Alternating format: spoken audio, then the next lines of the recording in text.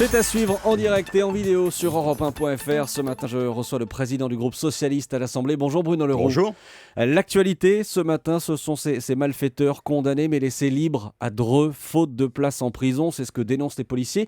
Est-ce que c'est ça la nouvelle politique pénale du gouvernement ? Non, ce n'est pas la nouvelle politique pénale. La preuve, c'est que le ministre de l'Intérieur a montré qu'il était en accord avec les policiers qui avaient dénoncé cela, que la ministre de la Justice a, je crois, demandé des éclaircissements. C'est le moins que l'on puisse faire. Je suis moi-même particulièrement étonné. Quand il y a une condamnation, il doit y avoir exécution de cette condamnation. Cela montre bien l'état dans lequel nous avons trouvé les prisons il y a un an, avec une surpopulation carcérale. Et il n'y a pas depuis le moindre laxisme. La preuve, la justice continue aujourd'hui à faire en sorte qu'il y ait des procès, bien entendu, des condamnations. Et donc, j'attends des explications maintenant sur cette affaire qui n'est pas normale. Mais comment on fait pour rompre avec cette habitude française qui date déjà de ne pas faire appliquer un certain nombre de condamnations ? La question n'est pas de ne pas faire appliquer, il doit y avoir une application. C'est les alternatives qui sont importantes à la prison. Faire en sorte qu'il puisse y avoir du travail d'intérêt général. Je prends cet exemple parce qu'aujourd'hui, il n'est plus assez développé. Il faut à nouveau que les collectivités territoriales se mobilisent aujourd'hui pour offrir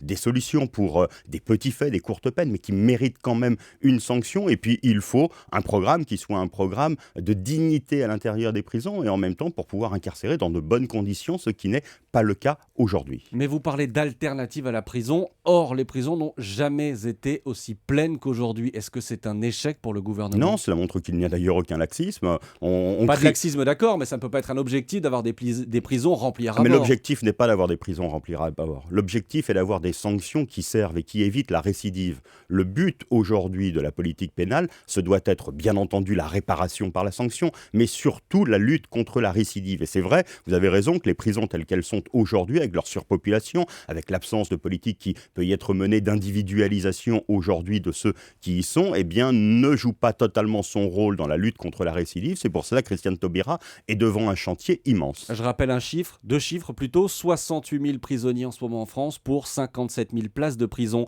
Ces prisons pleines, pour vous, est-ce que c'est un succès pour la politique de Manuel Valls ou un échec pour le gouvernement ? Je ne vois pas, par le nombre de prisonniers, le succès ou pas d'une politique. Je vois aujourd'hui qu'il y a depuis un an, pour la première fois, un ministre de l'Intérieur et une ministre de la Justice qui travaillent la main dans la main, qui ne sont pas dans compétition, qui essayent de remplir un objectif qui est d'intérêt général et non pas deux objectifs distincts, comme s'il y avait possibilité d'avoir une politique pénale d'un côté et une politique de sécurité de l'autre. Et cela, je trouve que pour nos concitoyens, ce doit être rassurant. Deux ministres qui ont les mêmes objectifs, c'est des objectifs d'amélioration de la vie quotidienne des Français, tout simplement. Mais pardonnez-moi, là c'est un peu le monde des bisounours que vous nous décrivez. Cet exemple à Dreux montre bien qu'il y a parfois un peu de friture sur la ligne entre Manuel Valls et Christiane Taubira.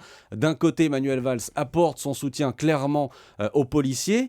De l'autre, Christiane Taubira, elle, est plus discrète et elle dit « je demande des explications ». Oui, bien entendu. Il faut qu'elle ait des explications. Elle aurait pu dire que la chose était normale. Elle aurait pu dire à un moment donné qu'il y avait eu raison de faire ce geste, que la cause en était la surpopulation. Non, ce n'est pas ce qu'elle dit. Et elle est là encore en accord avec Manuel Valls. Elle a cherché l'explication qui a conduit à ce que je regrette aujourd'hui, cette remise en liberté de 3 personnes condamnées. Et de l'autre côté, un ministre de l'Intérieur qui dit aux policiers « vous avez eu raison de dire ce que vous avez constaté ». Ces 3 malfaiteurs dont on parle, il faut aller les récupérer, entre guillemets, et les mettre en prison ? Il faut qu'ils purgent une peine, bien entendu. L'autre actualité ce matin, Bruno Le Roux, ce sont ces pompiers caillassés, frappés ce week-end à Toulouse. Ça fait des années qu'on entend le même genre d'histoire. Pourquoi est-ce que les politiques n'ont pas réussi à contrer cette espèce de défiance systématique à l'égard de tous ceux qui portent un uniforme ? C'est grave ce qui se passe, parce que les pompiers sont bien souvent ceux qui vont partout où on les appelle quelquefois parmi les derniers à aller au péril de leur vie pour sauver. Et donc les comportements que l'on a connus au Mirail ce week-end, mais que l'on a connus, vous avez raison de le rappeler, ailleurs sont aussi, des comportements dont les auteurs sont des lâches et des imbéciles. Et moi, je souhaite qu'il y ait non pas du respect dans ces cités qui soit témoigné, mais qu'il y ait une chaîne de solidarité qui se mette en œuvre dès l'intervention des services de pompiers. Je demande à ce que l'on se désolidarise aujourd'hui de ceux qui vont porter des attaques contre... j'ai peu de mots pour qualifier les pompiers tellement leur comportement est exemplaire, glorieux même, à l'intérieur même de ces cités quand ils interviennent partout d'ailleurs. Et donc, je souhaite non simplement que cela cesse, mais qu'il y ait des comportements dans les cités de la population qui soient des comportements non simplement de respect, mais de mobilisation dès l'intervention des services de pompiers pour être autour d'eux, pour les féliciter, pour pouvoir les protéger même, s'il en était besoin demain. Que les habitants fassent bloc, descendent des immeubles et fassent bloc. En tout cas, il faut se désolidariser des lâches et des imbéciles. Quand on vient pour sauver la vie de nos concitoyens, quel que soit l'endroit, et les pompiers interviennent, je demande à ce que l'on se mette ça en tête. Il y a aujourd'hui des services publics ou des gens qui sont considérés comme des services publics qui ne vont plus dans un certain nombre d'endroits parce qu'ils ne se sentent plus en sécurité. Il arrive quelquefois que le courrier ne soit plus distribué dans quelques endroits, que des médecins ne puissent plus ou ne veulent plus intervenir, qu'il y ait des difficultés d'accès pour des services publics. Les pompiers, eux, sont toujours là. Et donc, je souhaite que dans ces cités, non simplement les lâches et les imbéciles soient dénoncés, mais qu'il y ait, quand il y a intervention des pompiers, une mobilisation positive de la population pour être en soutien et pour les féliciter. Je parlais il y a une minute de Manuel Valls. On voit beaucoup le ministre de l'Intérieur cet été, encore ce week-end dans le sud pour visiter une expo.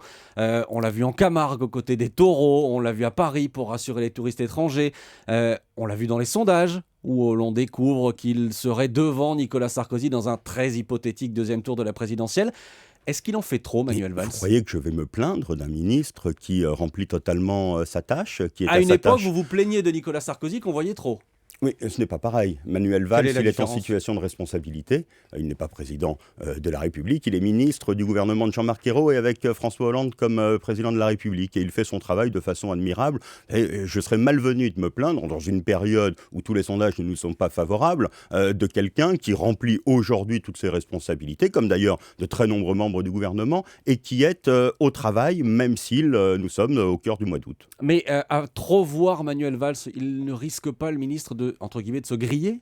Mais quand on fait son travail, et tout ce que vous venez de me citer, c'est quand même Mais un quand ministre... on va voir des taureaux en Camargue ou qu'on va voir une exposition dans le sud avec Bernard-Henri Lévy, Écoutez, est-ce que c'est vraiment le travail du ministre de l'Intérieur de se montrer là ? Mais est-ce que l'on peut sortir quand l'on est en même temps ministre, si il est suivi quand il y a des taureaux ou quand il va à une exposition, c'est bien parce que vous êtes derrière lui, c'est bien parce que vous le suivez. Si vous le laissez un peu plus tranquille, peut-être est-ce qu'il pourra faire des sorties ou des visites dont vous ne mentionnerez même pas l'existence dans vos journaux. Et donc pour la partie qui est la partie privée, vacances, eh bien laissez les ministres faire ce qu'ils ont à faire. Et pour le reste, s'il y a la moindre difficulté aujourd'hui, le président de la République leur a à tous, à chacun d'entre eux, demandé d'être mobilisables. Sur l'instant, ils le sont. C'est donc uniquement de la responsabilité des journalistes. C'est pas uniquement de la responsabilité, mais laissez-les prendre quelques vacances quand même et arrêtez de les suivre dans toutes les expositions. Nicolas Sarkozy, 20e hier dans le classement du JDD des personnalités préférées des Français. Il reste populaire, l'ancien président. Est-ce que ça vous inquiète ? Non, Jean-Jacques Goldman aussi d'ailleurs, qui est revenu à la première place. C'est quoi, c'est la discrétion des deux qui...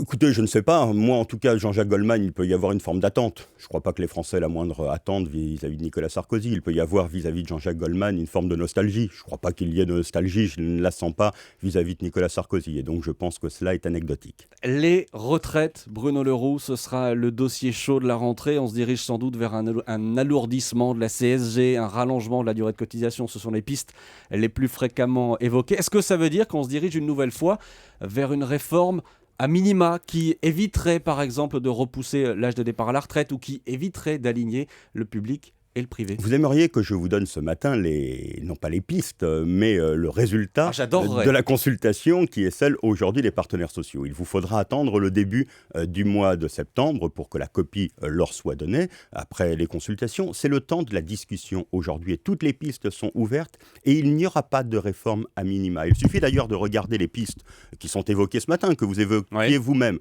Il y a quelques instants sur votre antenne. Sur la pénibilité, par exemple. Je vais juste le rappeler en un mot. D'après les Échos, le gouvernement voudrait créer des comptes pénibilité où les salariés concernés accumuleraient des points pour pouvoir partir plus tôt à la retraite. Ce sont les entreprises qui financeraient. Et l'État.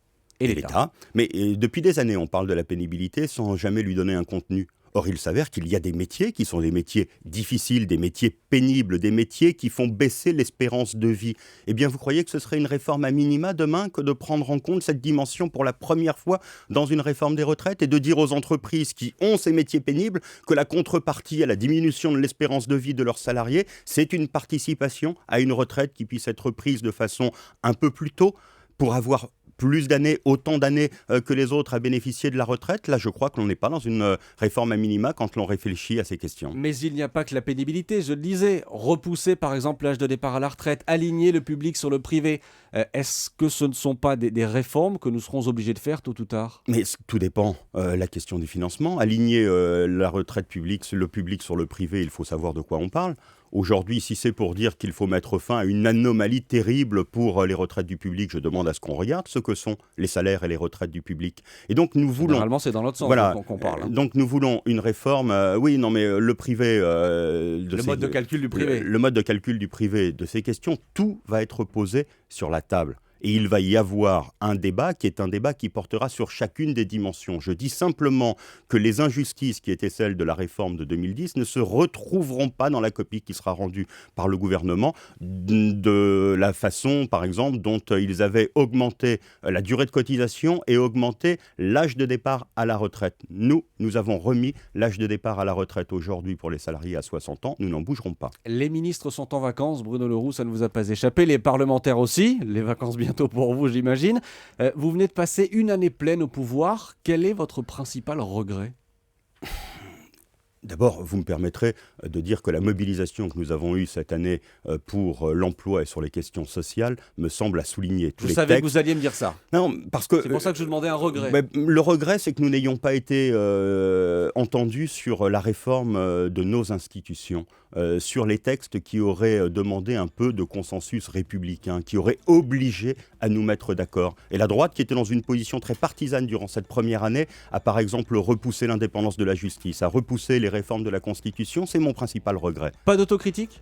Et il y a toujours de l'autocritique. Pas là, visiblement. Mais si, l'autocritique, ça pourrait être de ne pas avoir réussi à faire dans cette première année ce que nous allons faire durant les 5 ans. Puisque vous nous attendez toujours pour être plus rapide, pour être... Moi, je dis que nous sommes là depuis 1 an déjà, mais depuis 1 an seulement. Et quand je regarde le bilan de cette première année, il est un bilan dense, il est un bilan sérieux qui va porter ses fruits. Et c'est pour ça que ceux qui sont aujourd'hui touchés par la crise, ceux qui peuvent être déçus, je ne leur demande pas de la patience s'ils sont touchés par la crise, je leur demande de la confiance. Confiance dans ce que nous faisons et dans les résultats que nous allons obtenir dès les prochains mois. Les vacances, pour vous, c'est pour quand ? Les vacances, ce sera pour la fin de la journée aujourd'hui. Alors, bonnes vacances. Merci. Et merci Bruno Le Roux. Merci d'avoir été en direct ce matin sur Europe 1.